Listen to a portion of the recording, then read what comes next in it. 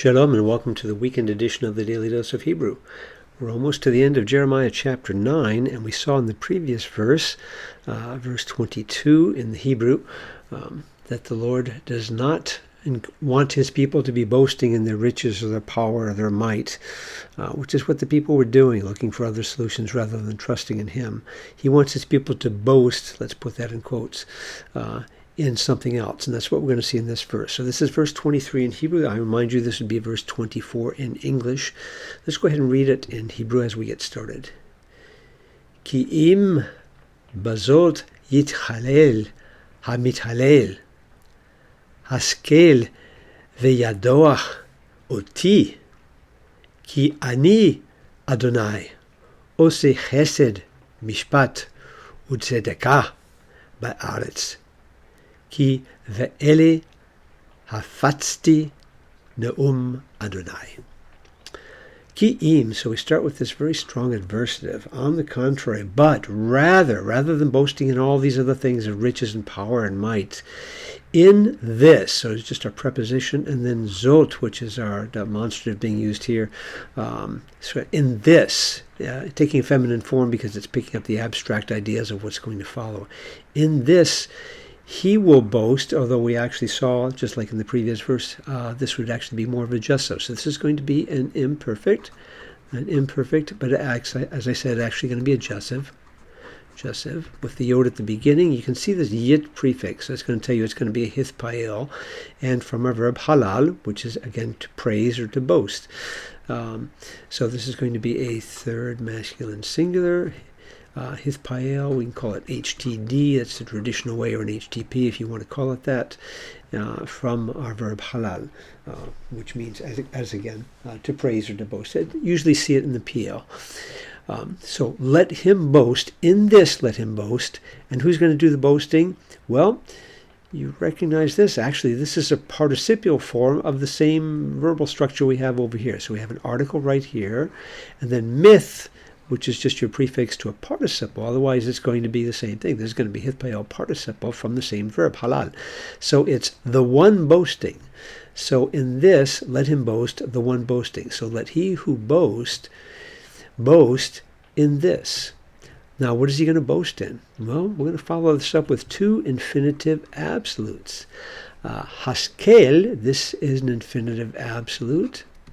ABS, this is a hiphil from our verb sakal, which it's almost always used in the hiphil, and this means to have insight or understanding.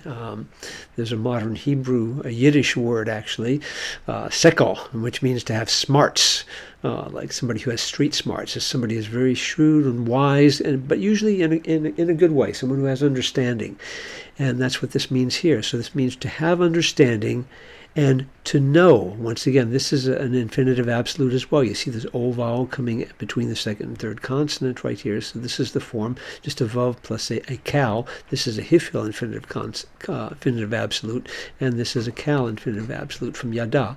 So let him boast in what? Understanding and knowing oti. Here's our direct object marker with a first common singular suffix, me. And the Lord's really emphasizing that, to know me, understand and know me. That, now this could be an explanatory for or because, or it might be more of an explanation of what does it mean to understand and know me. You would know that I am Yahweh, the one doing. So we have here is a participle, masculine singular participle. It's going to be a cow with this whole vowel here. The one who does chesed, which is our great word, meaning love, covenant love, mercy, loving kindness. This rich word we find all through the Old Testament. Who does mercy, loving kindness, covenant love. That which is right, mishpat, this is sometimes translated judgment, but in this case would be justice, or that which is right, and righteousness, tzedekah, on the earth. So here's our preposition with our article right here as well, on the earth. Because, for, in these, here's our plural demonstrative here, in these, like we have over here, sort of an abstract idea, in these things, that is, in chesed, in loving kindness, in righteousness or judgment or proper, that which is right, justice, and in righteousness, in these things, I take pleasure, chafatzti. So this is just this is a perfect, but probably almost in a present tense sort of an idea. This is always the case for me. First common singular. And it's a cow from chafatz, which means to delight in something, to take pleasure in something. And again, we would translate this almost as a present in this context, because God always takes pleasure in these things, declares Yahweh, an utterance of Yahweh. So this is really putting things back where they should be. This is the kind of thing that the Lord really, really, really wanted from his people, to love him, to love his qualities, and to manifest those qualities as well in their way of living. That was not the case of what was going on among the people. Well, let's hide our work there. Look at a couple translations right now. First of all, in the NIV 1984, the older edition of it, going to see a couple differences here. But let him who boasts, so you pick up this jussive idea, let him who boast about this, that he understands and knows me, that I am the Lord who exercises, who does kindness, this is chesed, justice and righteousness on earth. You could say on the earth, but on earth. For in these I delight, declares the Lord. I just thought it was a little bit interesting, a couple little changes in the NIV, the 2011 edition. But let the one, so they've moved this from the hymn masculine to the more general the one, which that sort of works in this context because it's not specifically masculine. The masculine form here can pick up both forms of that.